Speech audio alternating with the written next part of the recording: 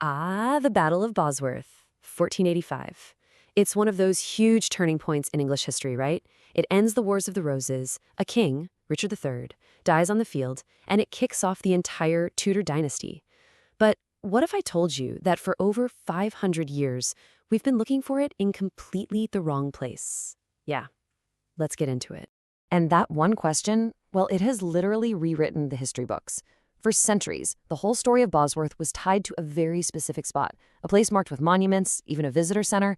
But as you're about to see, modern archaeology has come along and just completely turned that whole tradition on its head. It's an incredible historical detective story. So for generations, the battle's location was just accepted. It was based almost entirely on local tradition and a few landmarks, not on any hard evidence.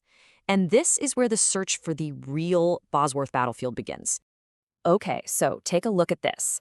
This is the Bosworth Battlefield Heritage Center. Millions of pounds were spent building it, hundreds of thousands of people have visited, all assuming that the battle happened right there.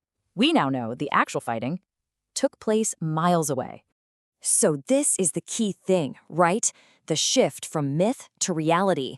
The old story, the myth, was all about a place called Ambion Hill. But there were always these nagging questions and a serious lack of actual battlefield evidence. It was only a matter of time before someone had to ditch tradition, bring in the technology, and find out the truth. So how in the world do you find a lost battlefield? Well, you start a massive, systematic archaeological survey. And the story of how they pulled it off is just a fantastic piece of modern detective work. Between 2005 and 2010, the Battlefields Trust kicked off this huge, intensive survey of the whole landscape around the traditional site. And they weren't just digging holes at random. They were systematically scanning enormous areas of farmland, looking for the tiniest clues the battle might have left behind. And then, bam, they found them. The big breakthrough was this unique cluster of lead round shot. We're talking over 40 15th century cannonballs, all grouped together in one area. This wasn't just a random find. This was the archaeological signature of the opening artillery barrage. They had found the battle's starting line. And this just shows you how fast history can happen. Once those cannons opened fire, the entire battle, the one that ended one dynasty and started another, was all over in about 2 hours. It was brutal, it was decisive, and it was incredibly short. And then came the smoking gun. I mean, look at this thing. It's a silver-gilt boar badge, the personal emblem of Richard III himself. It was found right near a former marsh, and it pinpoints the area of Richard's final desperate charge.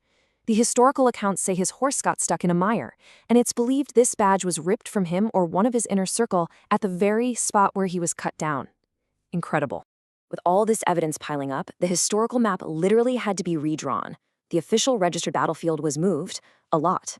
The archaeology didn't just tweak the old theory, it completely threw it out and started over. It proved the real fight happened down on the low-lying Reedmore Plain, not up on Ambion Hill. But finding the battlefield was really only the beginning of the story. The discovery also revealed that this landscape wasn't just a stage for one famous battle. It's a place with its own deep, layered history going back thousands of years. I mean, just look at this timeline. People have been here since the Neolithic period. The Roman road, Fen Lane, was actually a key strategic route for Henry Tudor's army. The medieval field systems, even the 19th century canal and railway, they all shaped the ground where the battle was fought and how we see it today.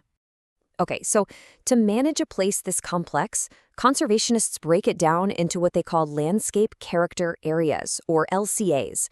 It's just a way of understanding that the battlefield isn't one uniform environment. It's really a patchwork of different landscapes, and each one has its own unique story and feel. So first up, you have the Shenton Parkland. This is your classic managed estate landscape, right? Think mature trees, open pasture. It has a very sheltered, well-kept feel. Then there's the Ambion and Sutton Cheney farmland. These are those rolling hills that give you these huge open views. It's where a lot of intensive farming happens today.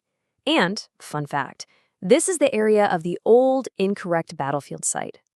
Now this is the crucial one, the Redimore Plain. This flat, low-lying, and historically marshy area is where all the new evidence shows the real fighting went down. This is where Richard III made his final stand. And finally, you have the Dadlington and Stoke Golding Hills. These are dotted with historic little villages that have always been associated with the battle. This is where the dead were buried and where, legend has it, Henry Tudor was first crowned king.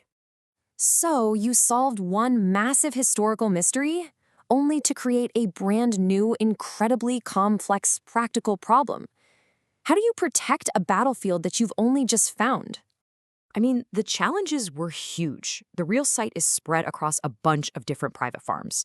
The visitor center is now miles away from the action. All that priceless archaeological evidence still in the soil is at risk from modern plowing.